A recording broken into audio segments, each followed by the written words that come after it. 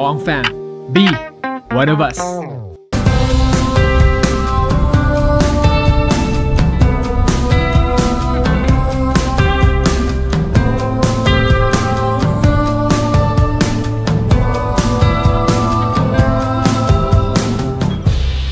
Lips like heavenly wine, you make my morning shine. Yeah! Grabe! Ang ganda dito! Nakalaya na din! Hindi kami sanay na nakaupo! Sa picture ko lang nakikita yung mga ganyan puno. Malamig kasi siguro kasi nasakto. Apakakas ang boses ko para ako nag-concert kagabi, no? Opo. Alam mo, tawagin mo akong Lea Sabog ka. Tingin ko yung lamig niya kasi na-tsempo tayo ng panong buwan na to. Partida, mainit pa ngayon, tanghali. Tama. Nasa Baguio na kami! Napakalamig huminga. Bagyo! Ba't pag tumakbo ka parang...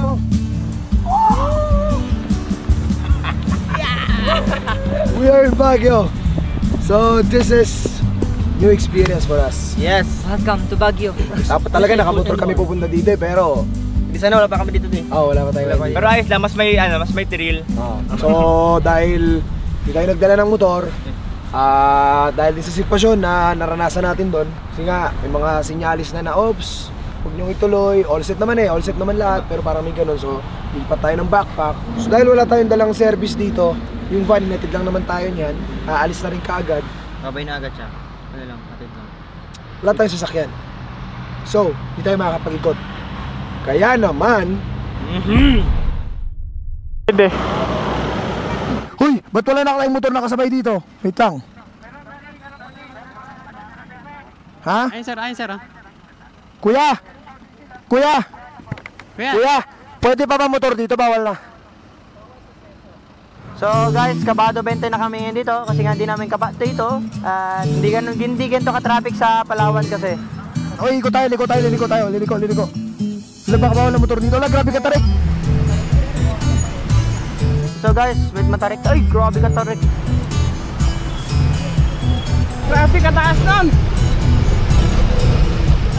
Maganin tayo! Ma'am! Boss! Saan po yung kainan? Yung mga yellow cab ganon? May parking din po doon ng motor? Sige. Salamat po! Sarap naman yan! Okay lang? Kain ka? Okay lang?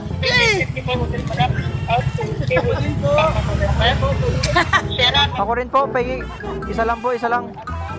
Thank you. Lapit tayo, kuya. Ang bait naman. Ako rin. Thank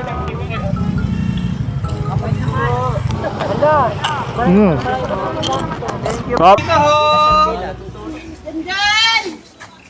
Lagi na wala yung bata yan. Wow! Nakaka-relax agad, no? Opo. Absorb mo agad yung lamig din. Yeah, tsaka yung view na absorb mo agad. Totoo yun eh. Kapag nakakita ka ng magandang view, nakakagamot talaga yan eh. Kasi isipin mo, naku-compare ko yan sa gamot na tablet. Kapag ininom mo, pansinin mo, may ubo ka, may sipon ka. Kaya ngayon, may maintain lang ako ng gamot na iniinom ko. Tapos nagiging okay ka na. Ganon din yung nakikita ng mata mo. So kung ano yung nakikita ng mata mo, na-absorb mo rin yun, nagagamot ka rin. Di ba pag nakakita ka ng sobrang dilim, nahihilo ka. Pag nakakita ka ng sobrang liwanag, nasisilaw ka, parang nasasakit ulo mo. So ibig sabihin, affected tayo sa kung ano nakikita ng mata natin. Parang pati yung emosyon pa ng tao. Oo, nakakita ka na nag-aaway, nasistress ka, from mata, pumapasok sa katawan mo. So pag nakakita ka ng magandang lugar, nagagamot ka. Parang ganun siya. So yun yung purpose ng nature talaga. So nature heals, pare. Totoo yun. Yeah, solid. Wala pa to. 1% pa lang to. Pero pwede na. At dito ka na din makakita ng kabayong pink.